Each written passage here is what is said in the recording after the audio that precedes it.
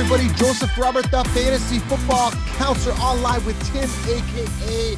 the Bald Man. What's happening, Tim? Not much, man. How's it going, everybody? Tim, starts and sits. Can you believe it? We're halfway through. We're halfway there, man. Starts and sits for fantasy football week 8. All those people who said, no, there's not going to be a season this year. No, it's not going to work. COVID's going to screw everything. Yeah, we've had some instances of COVID, but shut the hell up. The season was a go, and it's going to be a full season. We are here, Tim. We are in week 8, and hopefully, for everybody's sake, you guys have a winning record. Listen, my teams are doing good. There's one league I'm kind of doing pretty poorly in. I'm 3-4, but hey, the comeback is on its way.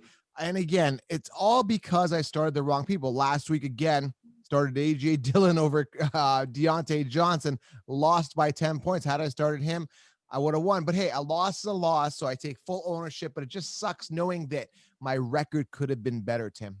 Yeah, man, it happens to everybody. I've sat a lot of points on my bench that have cost me a week or two, and I'm not doing that awesome right now either. But lately, I'm on a tear. I'm on a winning streak now. I got it figured out. I still need some better running backs, but I'm doing okay. Yeah, you went wide receiver heavy. You went Saquon, lost him, and then went wide receiver heavy. Yeah, so you're slim and trim, brother. Hell yeah, man. I'm hurting that running back. No doubt about it. All right. We got a huge announcement coming up. I want to announce that before we get into the show. So I implore you guys, I want to ask you, do you know who Joe Camo is, Tim? I do. I know Joe Camo. He's the guy who... Yeah. You got to find out. So listen, there is a link here below. Okay. I know it's a bit of a teaser, but we got to get the followers up there because he's got to get some followers because he's got a lot of good content, a lot of great things happening on what could happen on the Joe Camo Show. There is a link below to the social media platforms here on YouTube. So if you're listening in the car, head on over to YouTube and you can see who Joe Camo potentially, well, you don't really know. It's a teaser. You still got to click on it, subscribe, and there's more coming. Yeah, so my understanding is Joe Camo, never mind the guy himself. The show is going to be what? What's the show going to be about? Tim, everything, man. Everything sports. And we're going to have some of the best, greatest minds in sports coming on the show. It's going to be super exciting. And it's going to branch off of fantasy because fantasy is a little limiting. It's great if you're focused on fantasy. But this Joe Camo guy, he's going to offer a lot of insight. You get to deep dive into who he is, and he's going to bring on some amazing guests, including I heard one of the earlier guests on the show is going to be Chris Johnson coming on the show and many other great people in the industry. It's going to be exciting. Nice, man. I'm looking forward to that. All right. So, guys, there's a link here below. Okay. Who is Joe Camo? You can link it here. Go and subscribe. Exciting stuff. Also, if you have not done this, manscaped.com, get the Lawnmower 3.0 trimmer. Use promo code SHOWERLINE. There's a link here below. Make sure you get your trimmer. Christmas is around the corner. Make sure you treat yourself or your wife. Now, if your wife has a lot of hair, the Lawnmower 3.0 is a phenomenal grooming product. Tim, you use it on your own groin once in a while, right? Let's just say it turns the bush into a tree. Yeah. Okay, you understand? The bush, it go to a tree. And they say a tree, if you cut the bush around it, the tree looks a little stronger and longer, right? Yeah, man. So the Lawnmower 3.0 shower line is the code. And of course, join the chats on Flick Chat. There is a link here below on Flick Chat. Make sure you join, guys. It's super exciting. We're talking during games. And Tim, you got to dive into those chats. You're not on our Flick Chat, are you yet? You know me, man. I shy away from all socials, and I actually just looked at my Instagram today and I had a guy message me saying, hey, do you still do fantasy analysis? And I haven't even responded to him, but yeah, man, I'm here. I'm alive. I don't care for the social so much. I try to get into it every now and then. Mostly I put my effort into YouTube. Yeah. You're on the YouTube. You're on the podcast. That's good. But yeah, Tim, you gotta start interacting. The fans need you, Tim. They want some Tim in their life, Who doesn't, Exactly. Everybody needs a little Timmy in their life. One more thing here. Did you see it? I went off on Mecole Hardman. If you guys haven't seen it, go on my Instagram at Fantasy Football Counselor. I've also linked it below. What ended up happening is Mecole Hardman ended up saying something to the fans. I don't care about your fantasy team, blah, blah, blah. Another one of those guys. I don't care about your fantasy team. I don't care about fantasy. But before I say what I said is these players should care about fantasy because technically, if they do well in fantasy, it could be a good reflection that they could do well in their points as well. So he ends up saying something like, I don't care about fantasy. I said, dude, you suck. You're like a sixth stringer guy. You're behind Kelsey. You're behind Watkins. You're behind Tyreek Hill. You're behind, Clyde Edwards-Helaire. I said, you're like the sixth string guy. You suck. He comes back and says, dude, what did he say? Something along the line of like, oh, you're real tough, Instagram. Like, listen, your teammate Le'Veon Bell, I've already got him queued up for a potential charity boxing match. I'll take you on next, right? So everybody dove into the comments, tagging him, it went crazy, right? Like he must have been tagged probably hundreds of times. So he ends up blocking me now too, which is good. Good riddance, because I don't really care about players that don't care about fantasy. So it was just funny that I'm getting under these guys' skin, but they're so emotional, Tim. They're so emotional. Yeah. Well, at least he didn't tell you to STFU this time. Yeah. It was nicer than Madison. It was very nice. All right, let's move on here. Go check it out on Instagram if you want to get involved in that. All right, quarterback. Start off with the quarterback. We're going to go wide receiver, tight end, and end it off with running back. The optimal starts, and then guys you should be careful of possibly starting. You may want to consider sitting. Starts and sits, NFL Week 8 fantasy football. First one, quarterback, Teddy Bridgewater, great matchup. Jimmy Garoppolo, great matchup. Although Jimmy's coming off a 10-point week. Drew Locke, 15-point week last week. Playing the Chargers, has a pretty decent matchup on paper. Now, Tim, with Drew Locke, I read a quote saying he wants to do better, and he will. Do you believe him? No. No? No.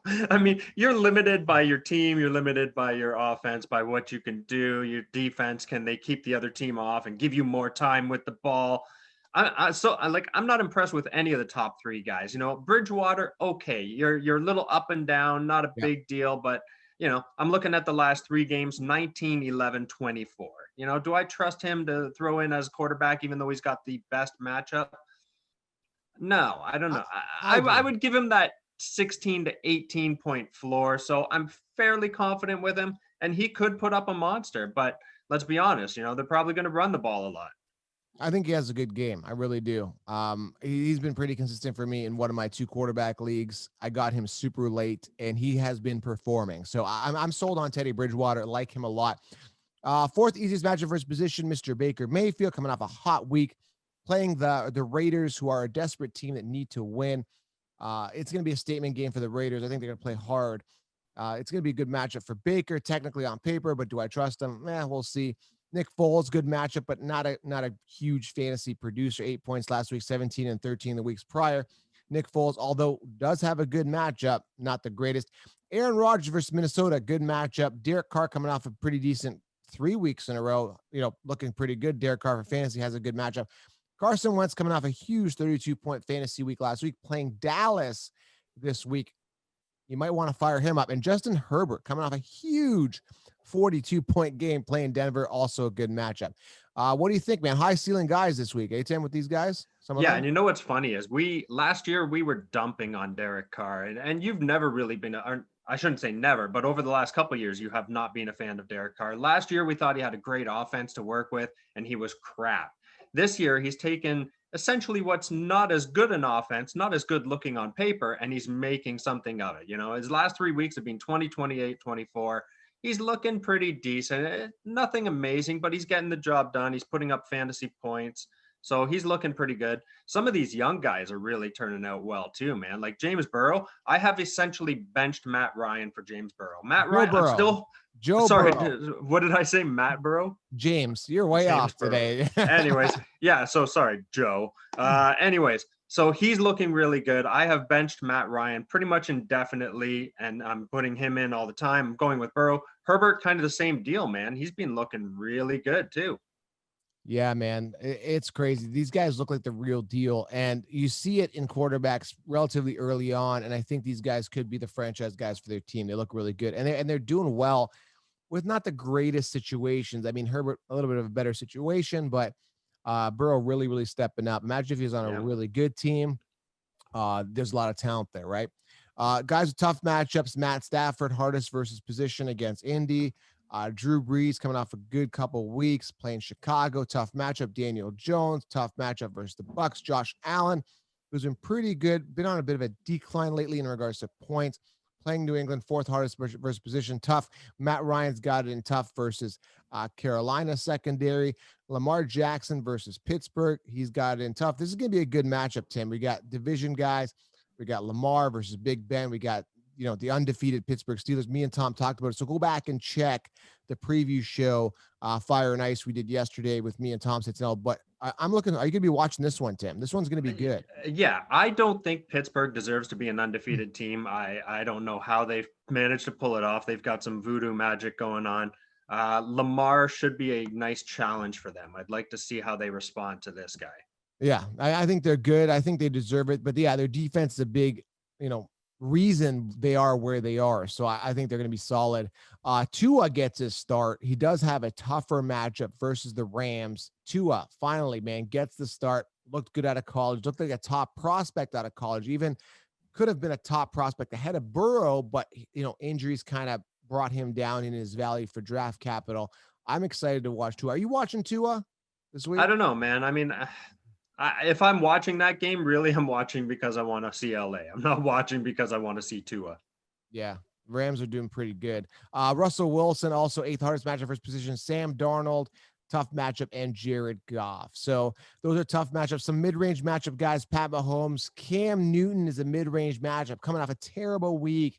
He had like negative 0.18 points in some leagues. Some leagues I'm seeing here, he scored 3 points, depending on how your league scores quarterbacks and how much they derank them if they throw an interception. Some leagues get heavily penalized if you basically have a quarterback that throws a lot of interceptions. So Cam Newton had a terrible, terrible week last week. Coming back, is going to get the start. Man, mid-range matchup versus Buffalo. I don't trust him at this point, Tim. He was benched last week. Let's put it that way. He was so awful. He was benched. This week, he's going to bounce back. I don't know. I mean, that Buffalo defense, man, they're pretty stingy. So I wouldn't expect a lot out of him this week. I expect he'll have a better game. Obviously, you can't get worse than what he did, but I expect a decent game out of Cam. Let's put it that way. Nothing spectacular. Yeah, I'm not trusting him after what he did last week. It's very hard to trust. Watch, he's gonna come and have a 45-point game. It's just no way, man. That's not happening. Like, let's give him maybe a mid-20 at best. Yeah, I'd say mid-20 peak. That's your ceiling. Yeah. All right, let's talk about some optimal matchups. Coming off a good week at wide receiver, Brandon Ayuk. We're moving on to wide receiver now. Optimal matchups. Brandon Ayuk had a 21-pointer last week. Has a good matchup against Seattle. And I mean, this is a game. It's a division game. They got to win. Seattle and San Fran are going to play tough, whether it be defensively, offensively, but he looks like he is potentially the guy over there. And San Fran is going to get some work. He does have a good matchup. Tim, Davonte Adams coming off a huge week last week. Listen, it depends on which Aaron Rodgers you're going to get, but Davonte Adams could have a good week, but Aaron Rodgers is a little bit up and down. And when I talked about this with Tom and I talked with other people, maybe you notice it too, because I'm a betting man. And sometimes I put money on these games with the Packers, but the guy doesn't try. He doesn't try sometimes. It feels like once he's in a bad groove, he doesn't get going. But once momentum goes, Aaron Rodgers goes. Do you find that? Yeah, you can definitely see it in his body. When he's not happy, when things aren't going his way, you can see it. It's kind of like the shoulders are slumped a little more. The look on his face is just like a WTF. Yeah, you definitely see that in his field presence. I would not expect that this week. I still would not expect Davonte to have another 48-point game, but he is definitely their go-to guy. So definitely, by all means, be playing him.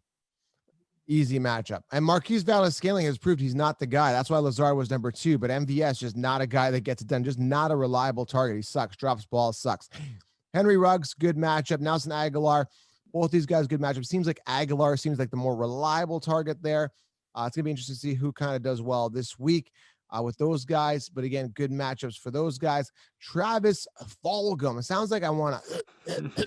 Fulgham. I mean, where'd he come out of? But he's got a good matchup against Dallas. Fulgham. Yeah. And last week was his worst of the last 3. So he seems to be a real getter too, man. I mean, don't hesitate to put him in. Fulgham. Okay. Robbie Anderson, my guy. Good matchup this week. Who else has got to go? T. Higgins has been pretty hot. Him and Tyler Boyd both have a good matchup here. Marquise Brown, hard to trust him, but he's got a good matchup. All of those Baltimore Ravens guys have a decent matchup. Now understand, Pittsburgh secondary is good, not as good as their rush defense. That's where they kind of thrive. So, but I still don't trust Marquise Brown or any of the Ravens receivers this week. And other good guys here, Tim, for matchups, hard to trust, but T.Y. Hilton and the Colts wide receivers have a pretty decent matchup against Detroit. And Allen Robinson and the Bears, we talked about it. Nick Foles, although he does have a good matchup, I'm not really sold, Tim, on these wide receivers. Yeah, and you kind of skipped over the Cleveland wide receivers too. So it's funny. The one that I'm looking at has Jarvis Landry as questionable. He's not very questionable. He ain't playing. But anyways, the Cleveland receivers have a good offense this week. They're playing a weak defense this week. So feel free to plug in one or two of them. Don't expect like massive stuff out of them, but you got some decent guys up there that can put you up those 15 to 20s. Well, I know they're doing it without Odell, but did you say Landry's not playing? I didn't know Landry. Or sorry, yeah, I'm having a rough day today. Let's put it that way. So Landry was limited in practice, but they've been doing like a lot of guys have been limited in practices on the Wednesdays. So don't read anything into it. It should be fine. But I think you meant Odell. Is that? I did mean Odell. Yeah, sorry. There you go. All right, perfect. That's what you got. You could cover me when I'm off, so I got you back today. That's it, man. All right, Miami. Let's go to the tough matchups. Parker's got a tough matchup. All Miami wide receivers have it in tough versus the Rams. Other tough matchups include Michael Thomas. Not sure if he's returning. He did not practice on Wednesday. Yeah, from what I understand, even if Thomas plays, I'm still a little bit suspect him. I don't think he's come back, but if he did come back, I'm always questionable whether I'd start a guy coming off an injury first week. I don't think I have to touch him. I really don't. Yeah. He's not even an option this week. Don't even look at it. Calvin Ridley, good tough matchup. Calvin Ridley, Julio Jones, tough matchups. They are playing Carolina secondary. They got a little bit tougher there. Who else is here has got a tough? The Jets, but who cares? Jets, but who cares? I mean, Mims should be back, but how do you trust a guy that's been injured all season? He had 8 points last week. Very hard to trust. And coming off a pretty hot week, Tyler Lockett, amazing week, like 50 plus points. Yeah.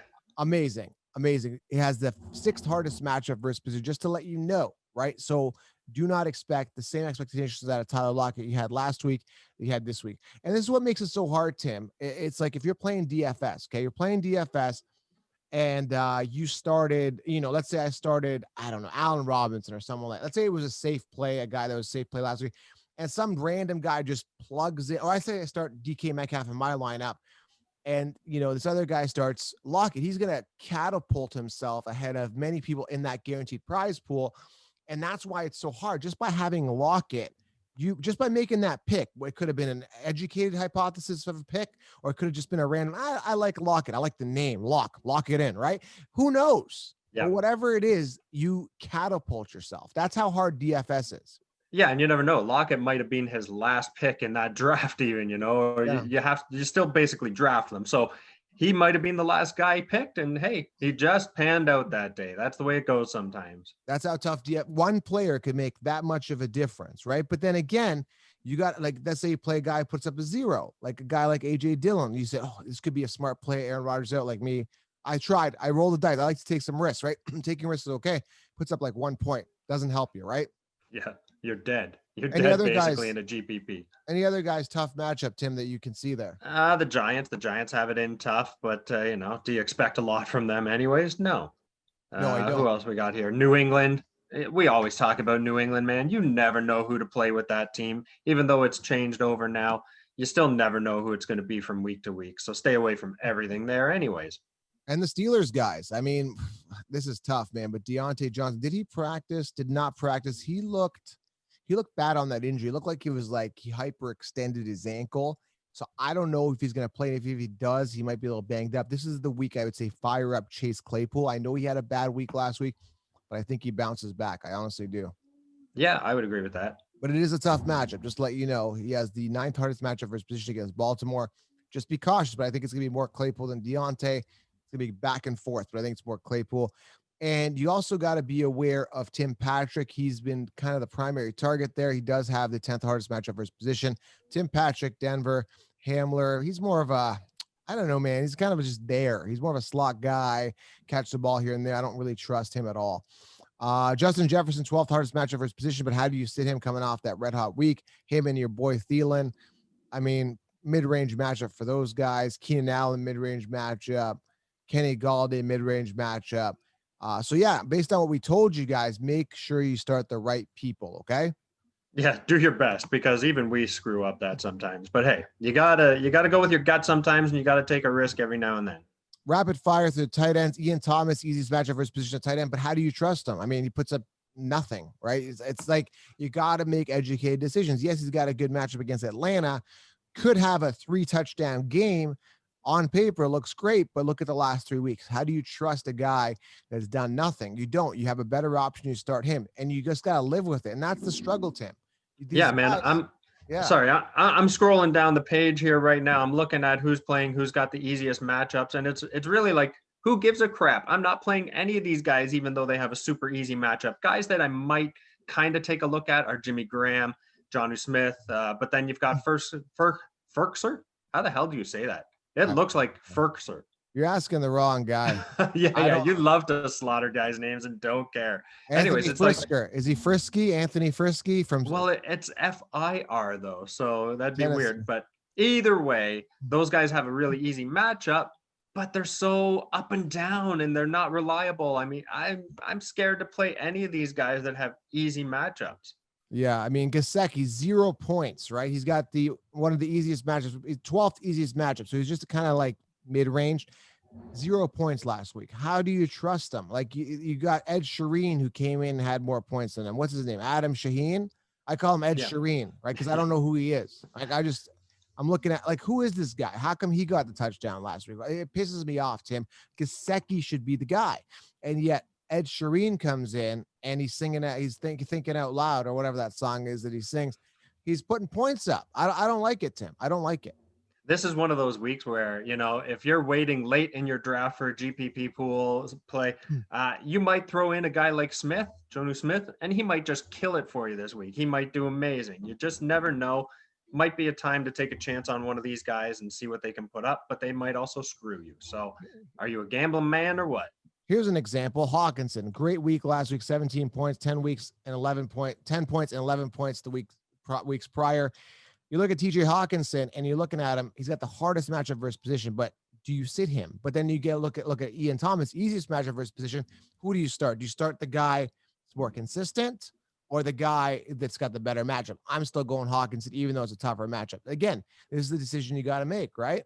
Yeah, and with a tight end, we always talk about it. 10 points out of a tight end, be happy. So all it takes for a guy like Hawkinson is to get a little 2-3 yard pass in the red zone, get that touchdown, and there's your 10 points basically.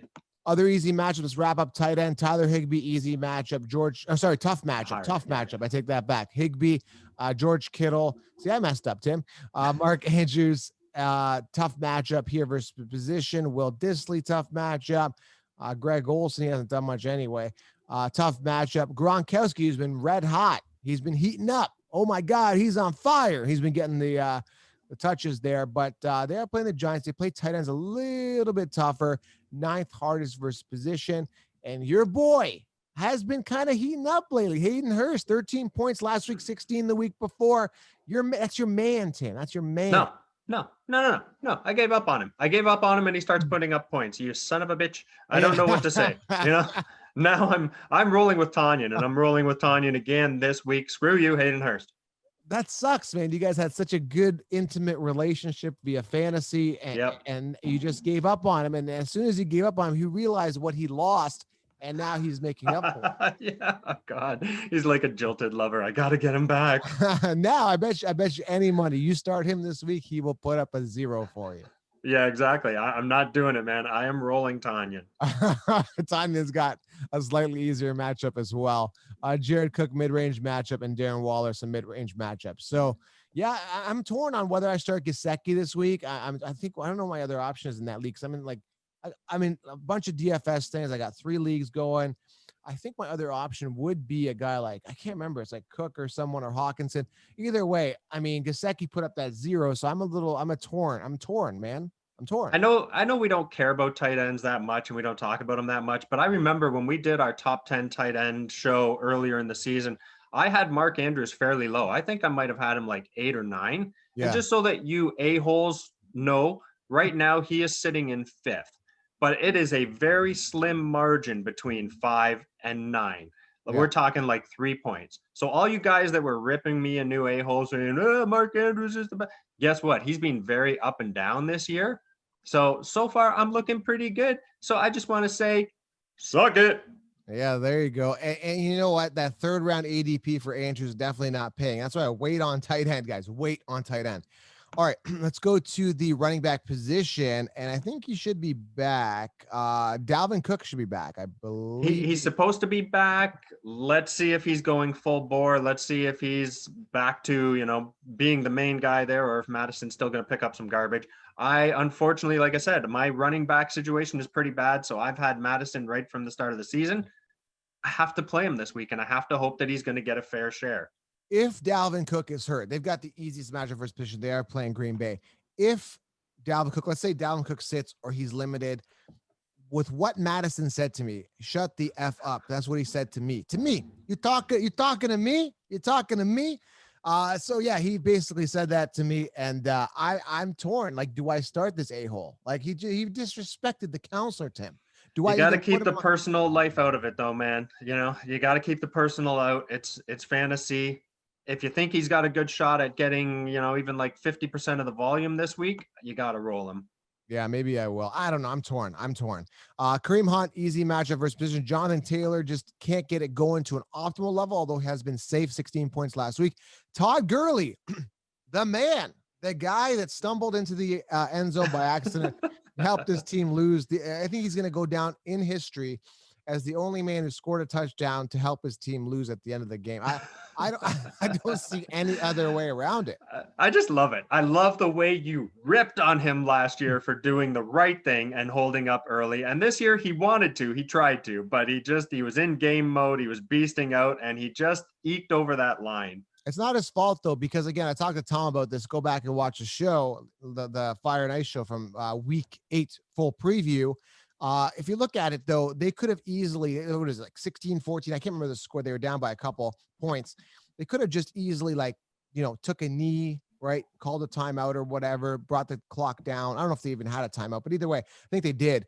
Brought the clock down to like 5-10 seconds, whatever. And I don't even know if the other team had timeout. But the point of the matter is there's another way that other just letting Gurley run it, and they could have just kicked the field goal. They were pretty close anyway, right? So they could have wound the time down and did that, but the bad coaching there across the board anyway. So they gave Stafford time to come back and score a touchdown. So thank you, Gurley. At the end of the day, we don't care whether you win or lose or draw. You put up an extra fantasy point for us. Thank you. Atlanta is that team that, man, they should be doing a hell of a lot better this year than what they're doing. Like, they have blown leads in the second half like crazy. They do not deserve wins this year, it seems. And they've got such a great offense. Yep.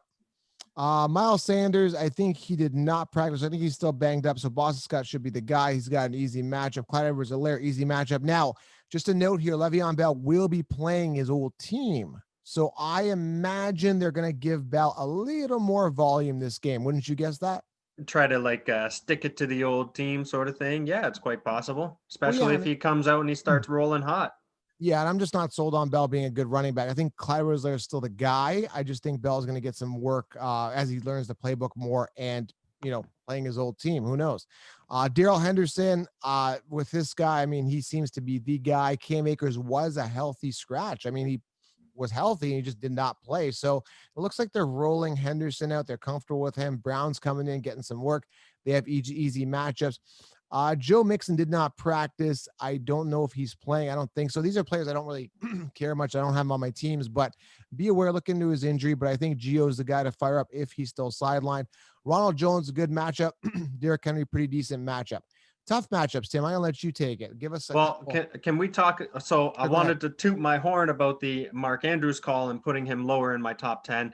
Here's a guy, Clyde Edwards-Helaire, that I wasn't really sold on either at the beginning of the year. And he was going first round, right? Like, a lot of people were taking him thinking he's the answer.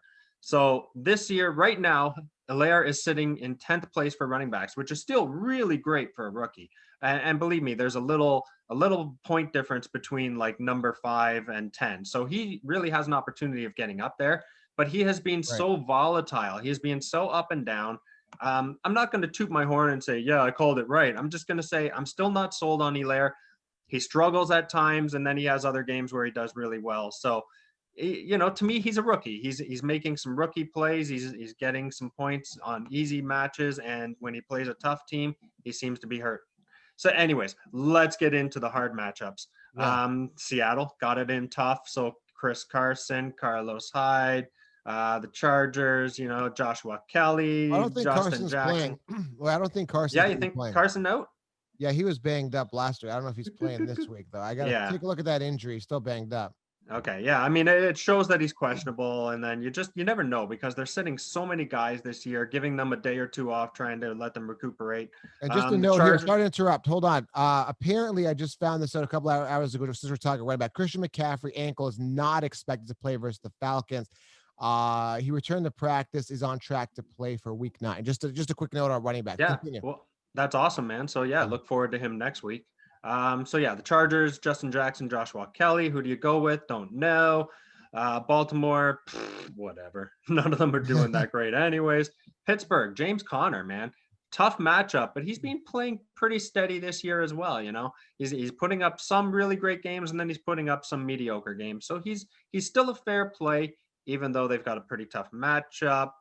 Who else are we looking at? Devonta Freeman for the Giants. I picked him up in the draft as well, really late in the draft, holding on to him, hoping someone would grab him. It didn't happen until just recently. Now he's on the Giants. Who really gives a rat's ass? He's still not going to. He's injured too. Freeman's banged up anyway. He's questionable. I don't think he's even playing. You might want to start Wayne Gallman there. Yeah, Detroit has tough matchup. Miami tough matchup.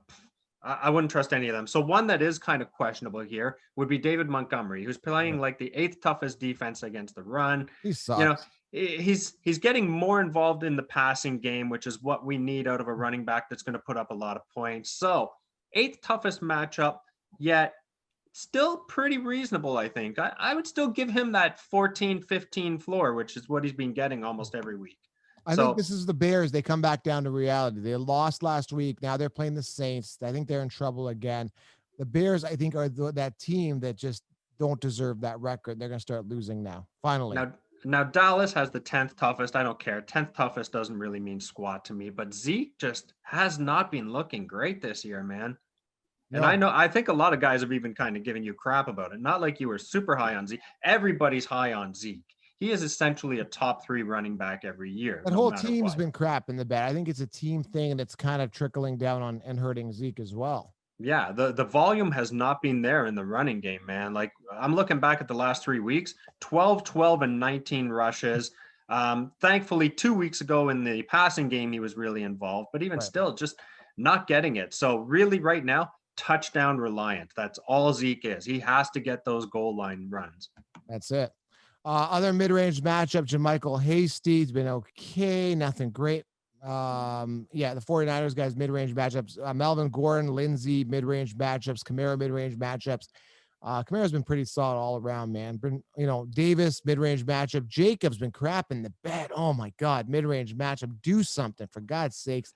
I don't know if Aaron Jones is coming back. He did not practice Wednesday. So look at him. He's questionable. Be cautious with him. He might be limited if he comes back in. Derrick Henry, mid-range matchup. So that's it for running backs, guys. You guys got to make a decision. You know who's got the tough matchups, who's got the good matchups. It's up to you to make the educated decision, Tim, the executive decision. Yes. So here's another one. So Kamara is a guy that I kind of dumped on a little bit at the beginning of the year, thinking he didn't maybe have what he used to have a couple of years ago. I got to totally eat crow on that one, man. He is killing it right now in the running back game. He is number 1 by a margin of almost 40 points. So Kamara looking amazing. Never hesitate to play him this year. I don't care what the matchup is. All right, Tim, that wraps it up, guys. Thank you. Starts and sits, week 8. And who is Joe Camo, Tim? You guys got to click below to find out and subscribe. And then I know Joe Camo. I know Joe Camo. Oh, yeah, Tim. That dance does not work. That's like my disco move, man. Oh my God.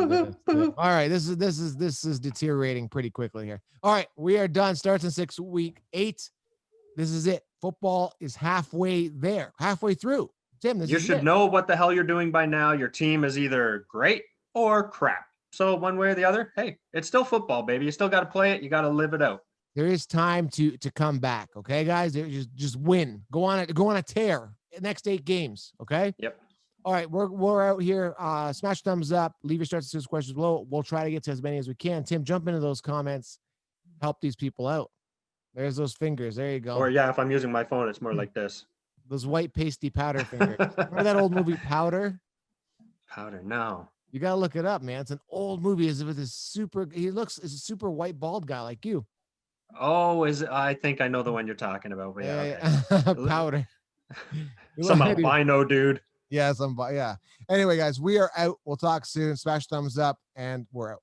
Have a good one, everybody. Good luck, week 8.